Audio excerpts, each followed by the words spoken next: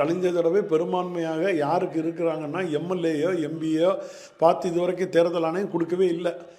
அம்மா காலத்துலேயும் சரி தான், திருநாவுக்கரசு இருக்கும்போது திருநாவுக்கரசுகிட்ட பலம் கொண்ட எம்பிகள் எம்எல்ஏக்கள் எல்லாரும் நிர்வாகிகள் இருக்கும்போது இல்லை, ஏக்நாத் சண்டே வழக்குக்குள்ள அவங்களோட பைலாவை நீங்கள் பார்க்கணும்.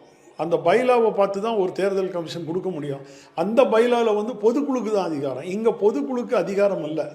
பொதுக்குழுக்கு என்ன அதிகாரம் இருக்கோ அது வரைக்கும் தான் அந்த அதிகாரம், பாக்கி எல்லாமே பொதுச் செயலாளருக்கு தான் அதிகாரம். இந்த பொதுச் செயலாளர் பதவியை பொதுக்குழு மூலமாக தேர்ந்தெடுத்து நீதிமன்றத்தின் மூலமாக வாங்கி அதே பாஜகவுடைய ஆதரவோடு வாங்கப்பட்டவர் எடப்பாடி பழனிசாமிங்கிறது ஊரறிஞ்ச விஷயம். இன்றைக்கி அதை மறைக்க முடியாது. எங்கேயா இருந்தாலும் சட்டம் எல்லாருக்கும் ஒன்று சார்.